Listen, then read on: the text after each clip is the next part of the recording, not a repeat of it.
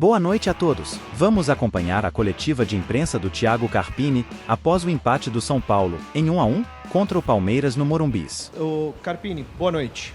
A diretoria do São Paulo já se manifestou com relação à arbitragem. Eu gostaria que você falasse a respeito do jogo, o desempenho coletivo do São Paulo, aquilo que você gostou, aquilo que você não gostou. E uma dúvida, por gentileza. Hoje, o Rames, ele aguenta jogar quanto tempo? Quanto que ele suporta? Bom, boa noite a todos. Mais um jogo para nós de desafiador, né? Não ter um atacante de referência, que é o Calheri, nos faz muita falta.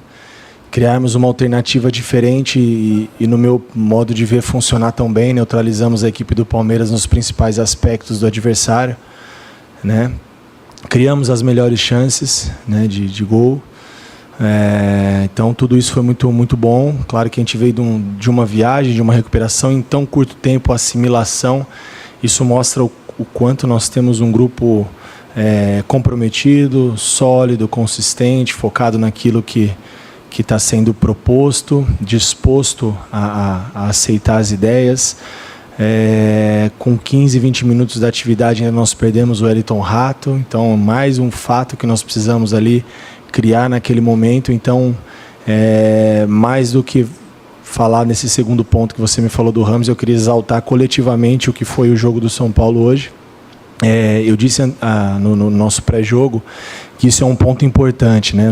Não que a gente use a competição estadual como um laboratório, de maneira nenhuma. O São Paulo, em todas as competições, ainda mais um nível de um campeonato como é o Campeonato Paulista, a gente quer sempre ser campeão e estar nas finais, né? E a gente trabalha para isso. Mas claro que a gente se dá ao luxo em alguns momentos de experimentar situações para o decorrer da temporada, para a gente entender tudo que nós temos de alternativas, e hoje foi mais uma boa alternativa. Em relação ao Rames, é difícil eu te falar, né? Acho que até o próprio atleta é difícil falar o quanto ele suporta.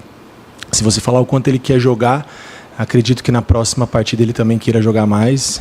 Se eu pudesse ter o Rames os 90 minutos, é claro que eu queria. O que você vê, o que o torcedor vê, eu também vejo. E vejo todos os dias.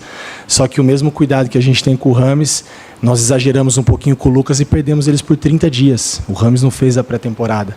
Então nós queremos o Rames mais em campo, mas nós precisamos respeitar o processo do atleta, todo o feedback, né, que é passado, proposto por ele em relação às cargas de treino, aos volumes. Vamos ter agora uma semana aberta, isso vai ser importantíssimo.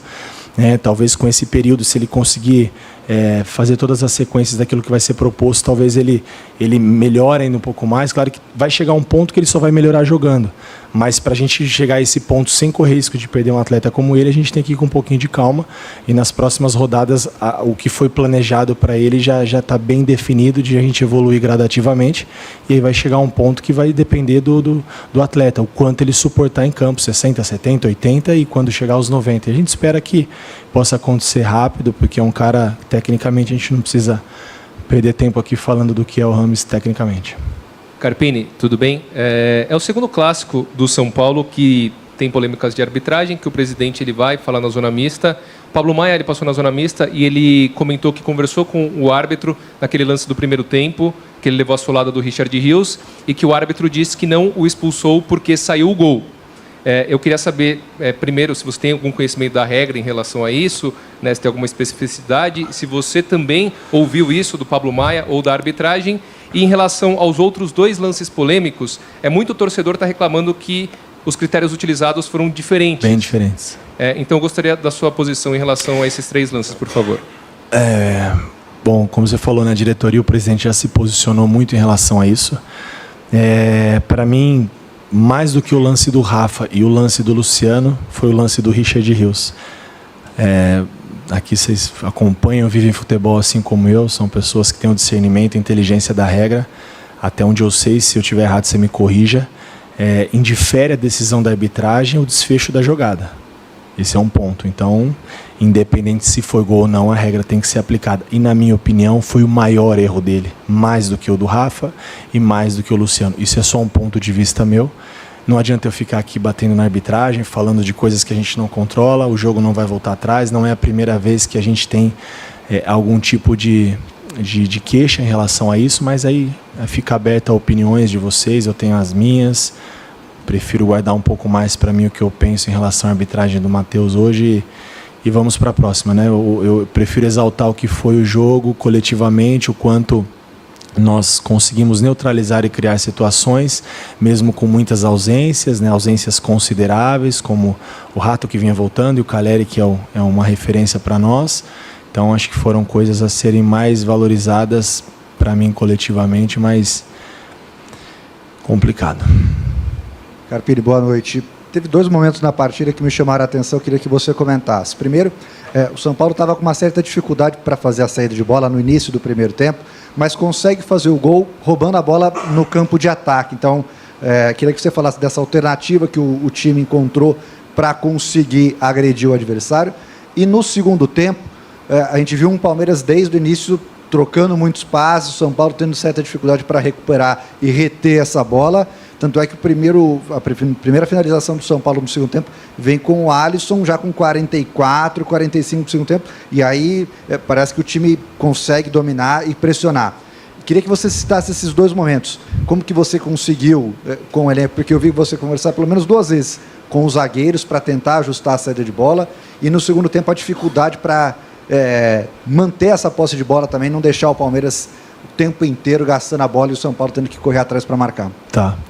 Bom, em relação ao primeiro tempo, né, como eu falei, nós tivemos 20 minutos para treinar e na parte final do treino nós ainda perdemos o Wellington Rato. Então você colocar um padrão perfeito de construção, de parte inicial, intermediária e terço final de jogo em 15 minutos é muito difícil, uma equipe que nunca jogou junto, sem uma referência com jogadores de mobilidade. A intenção era deixar um pouco a bola com os zagueiros do Palmeiras, que foi o que aconteceu, e foi dessa maneira que nós roubamos a bola e fizemos o gol, né? Eu acho que o Palmeiras trocar passes dá um ar de superioridade, mas eles trocaram passes onde nada acontecia. Na parte de construção inicial, longe do nosso gol, entre linhas ou próximo do nosso gol, onde representasse algum perigo, não aconteceu. Aí começou a ter um pouco, no meu ponto de vista, né, um pouco de impaciência do Palmeiras e começou a baixar os volantes do lado dos zagueiros, Richard Rios, Aníbal, para pegar a bola lá atrás, onde não acontece nada, digo. Então, para mim, é uma falsa posse de bola. São construções onde também não progride. Não vi uma construção tão efetiva assim, né, um controle de jogo muito menos. E na segunda parte também, se eu não me engano, nós finalizamos antes do Alisson, mas mesmo que, no seu ponto de vista, tenha de maneira assertiva o que você está falando, e eu não sei, estou falando porque eu não me recordo, mas eu acho que teve antes, mas o Palmeiras, se eu me recordo, também teve nenhuma finalização. Então, vale ressaltar que funcionou o que a gente trabalhou, funcionou o que a gente treinou, controlamos bem o jogo, controlamos o Palmeiras, vale-se dizer que é um adversário a ser batido, um adversário que os comportamentos e os movimentos dentro de campo são muito sincronizados, porque são 4 temporadas juntos, e nós trabalhamos 15 minutos uma linha defensiva, um padrão diferente, sem referência, com mais mobilidade, encaixou muito bem e nós fomos melhores na partida, na minha opinião. Carpini, boa noite. Foi a segunda vez que você usou o sistema com 3 zagueiros, né, nesse Campeonato Paulista. E quando você vai fazer a alteração, você tira o Igor Vinícius e não um dos zagueiros. Eu queria entender o que foi a tua ideia naquele momento para deixar o Ferrarese um pouquinho mais até por aquele setor. E se era algo que você já tinha imaginado nos treinamentos ou se foi pelo momento do jogo? Não, eu não ia mexer onde para mim estava muito consistente, né? Não tinha por que eu tirar um zagueiro naquele momento do jogo, um jogo controlado, né? Tivemos ali se eu não me engano foi antes da finalização do Alisson, um lance, na minha opinião, de penalidade também, que poderia ter sido aplicada a mesma regra no Luciano. Então nós estávamos jogando no campo também do Palmeiras. O Palmeiras depois coloca mais um jogador de velocidade, não tem porque eu ficar exposto e correr riscos. Eu acho que não é o empate que nós queríamos a vitória e acho que merecíamos, né? Mas como eu falei, nem tudo nós conseguimos controlar na partida. O que aconteceu hoje a gente não consegue controlar. Então a gente, acho que foi muito satisfatório o que nós produzimos e eu não tinha por que mexer numa estrutura que estava muito bem encaixada, onde ele ainda colocou o Lázaro, jogador de velocidade, o Caio, que tem um corredor, Hendrick, que não precisa falar da velocidade, e o Rony. Então eu ia estar exposto demais. Eu tentei dar um pouco de desafogo pelo lado com o Eric, que fez uma linha de 5 ali e desafogou um pouquinho mais, ao invés de eu abrir mão de um setor onde estava muito organizado. Carpini, boa noite. Pedro Ramiro, da Rádio Bandeirantes. Eu sei que você não quer comentar mais tanto sobre a arbitragem, mas é inevitável te perguntar porque você é representante do São Paulo na área técnica E hoje o presidente Júlio Casares disse que chega do Abel apitar o jogo, né? Quanto há de exagero ou calor do momento nessa declaração e quanto que, de fato, ali próximo da área técnica atrapalha a movimentação do Abel Ferreira ali? Bom,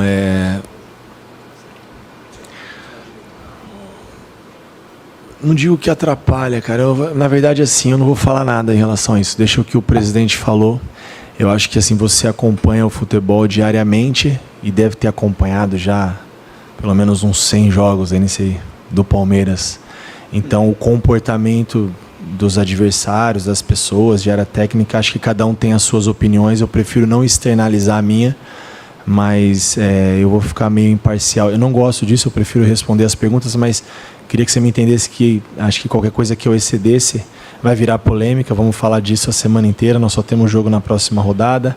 Não vai mudar o que aconteceu. Então acho que não vem ao caso o que eu penso. Vocês acompanham o futebol, acompanham o Palmeiras, acompanham o Abel e acho que você tem a opinião de vocês bem formada, assim como eu tenho a minha. Boa noite, Carpini. Tudo bem? Vitor Peixoto, Web Rádio Gol de Placa. Apesar do empate amargo que fica em relação a tudo que aconteceu na partida, queria que você falasse um pouco sobre a partida do Ferreirinha, que a cada vez mais vai tomando o seu espaço ali no setor ofensivo da equipe de São Paulo. Obrigado, boa noite. Obrigado, boa noite. Fez outra grande partida, né? Um cara de desafogo, de 1 para 1. Cumpriu muito uma função diferente um pouco, saiu da característica dele, né? De jogar muito em cima da linha, acho que isso foi bacana. Você vê o quanto esses caras estão dispostos a fazer pelo São Paulo, né? Pelo nosso projeto, pela nossa temporada. Então, sem dúvida é mais uma boa opção que a gente vem ganhando.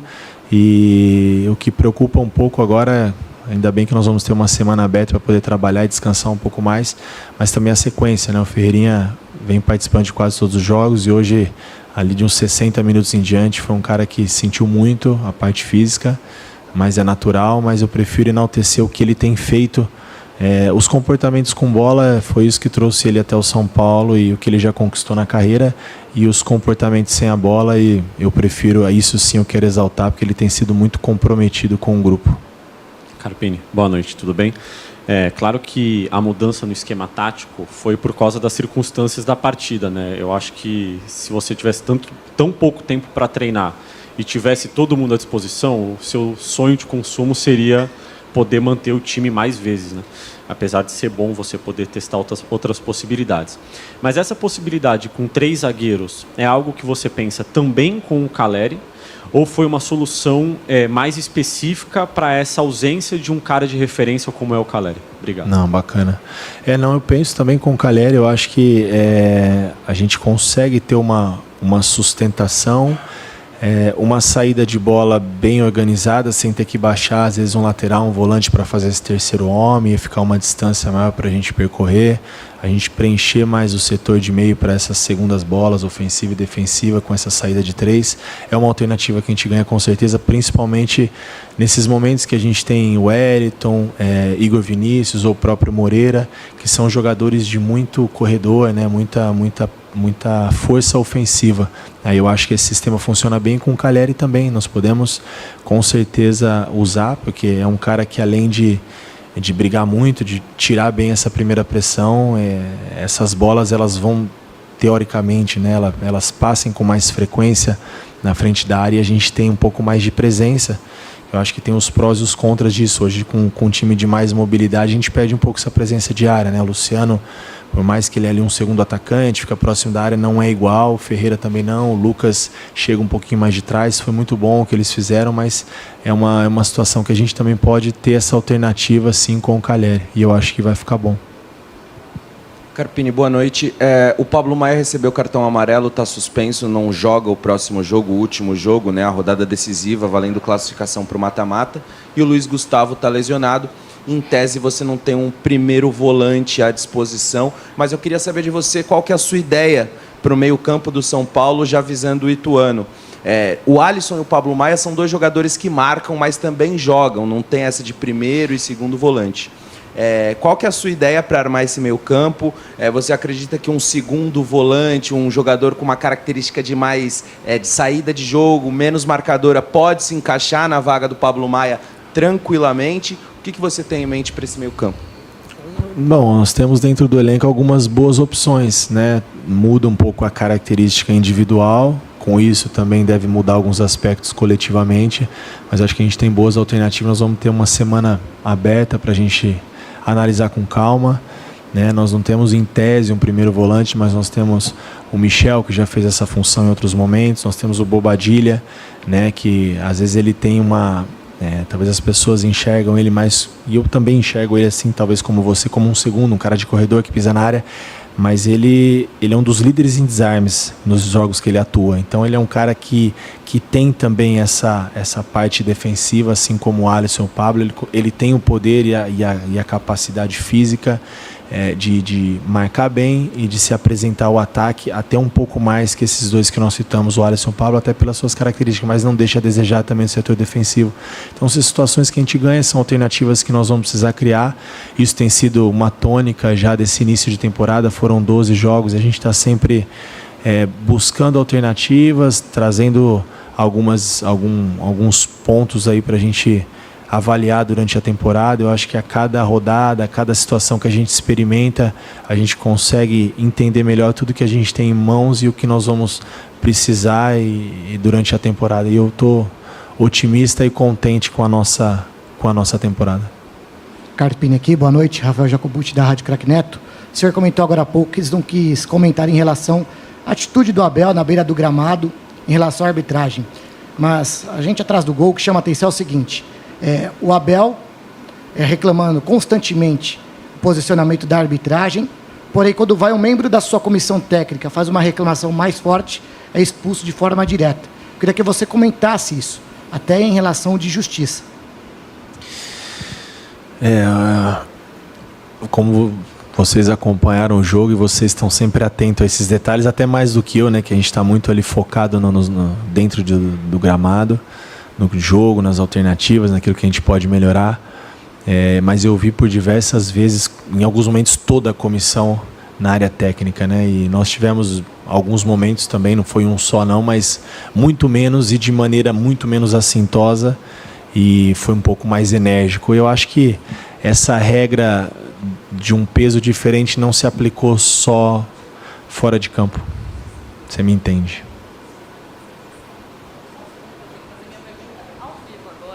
Carpini, boa noite. Gabi Guimarães, da TV Bandeirantes. O São Paulo está numa situação complicadíssima, né? No grupo D, dá para a gente chamar assim, apesar de estar na liderança, são 2 vagas para 3 times. Queria que você fizesse uma projeção desse duelo contra o Ituano e se te preocupa a possibilidade de não avançar para a fase de mata-mata. Obrigada. Bom, como eu falei, né, a gente sempre respeita todas as opiniões, mas eu vejo de maneira diferente. Não acho que o São Paulo,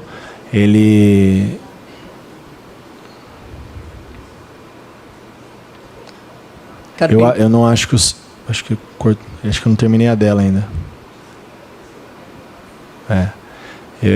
Eu não vejo que o São Paulo está preocupadíssimo nessa situação, né? Mesmo porque eu acho que seria uma situação complicada se nós estivéssemos fora dos classificados, e ainda mais se nós dependêssemos de fazer o resultado e torcer pelos outros, né? Então, eu vejo sim que nós poderíamos estar nesse momento da competição numa situação em relação à pontuação um pouco mais confortável, mas não foi o que aconteceu.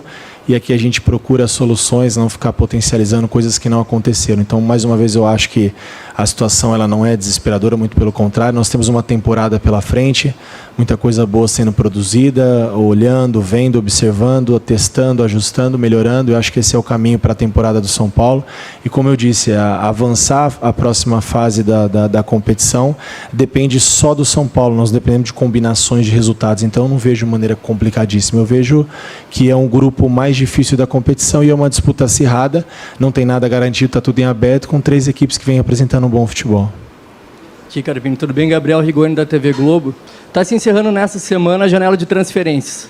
Queria que você primeiro fizesse uma análise da janela de São Paulo até aqui e se você ainda espera por algum reforço a mais até o dia 7. A gente tem trabalhado, né, muito também em relação a essas possibilidades, mas até então não nada de alguma situação encaminhada, né? Conseguimos concluir a situação do André, que eu acho que foi uma disputa que o São Paulo foi muito competente, né? Porque envolviam outras equipes também com com interesse no atleta, e ele está muito feliz aqui, a gente está feliz também com a chegada dele.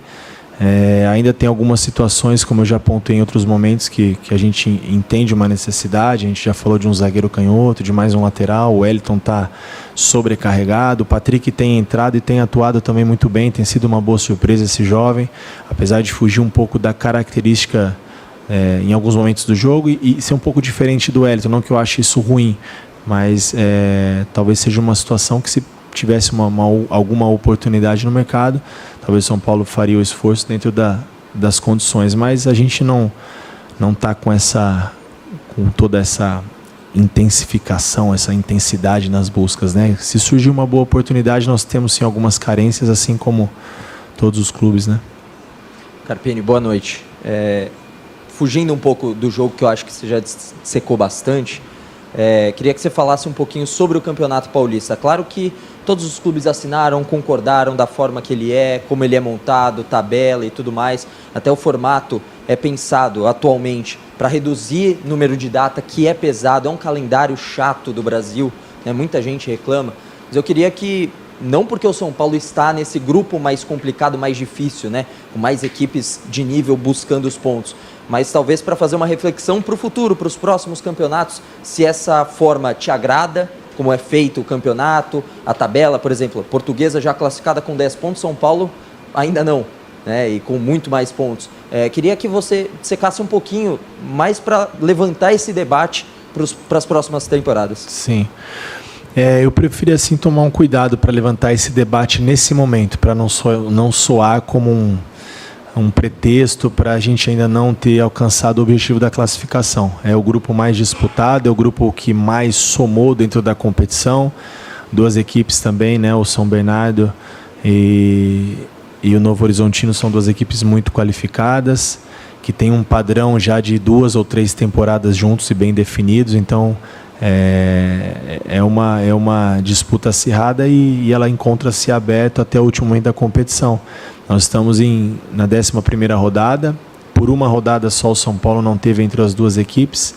Isso não vale nada se na 12ª nós não tivermos, a gente sabe disso, mas acho que vale ressaltar que a gente vem numa constância, né? Numa evolução dentro das nossas dificuldades, e todos têm elas, mas em relação ao modo de disputa, eu acho que quando finalizar a competição, inclusive essa pré-competição, a gente sempre tem reuniões em relação a isso, né? Então, eu acho que ali seria o momento da gente pontuar algumas coisas, mas aqui, talvez se eu fale alguma coisa em relação a isso, pode soar como uma desculpa. Não só a Portuguesa, mas o próprio Red Bull, não sei como terminou o jogo, o Bragantino, mas com 18 pontos já tinha garantido a classificação, a mesma pontuação do São Paulo e tudo em aberto, mas enfim, é o que nós temos, é a competição, é o modo de disputa, e nós temos uma partida pela frente que também vai ser muito difícil, mas que nós dependemos apenas dos nossos esforços e não de combinações de resultados. Então, por isso eu não vejo que é um fato desesperador, né? E nós estamos preparando uma equipe para uma temporada. Claro que a temporada passa pelo estadual, mas tem muita coisa boa sendo feita.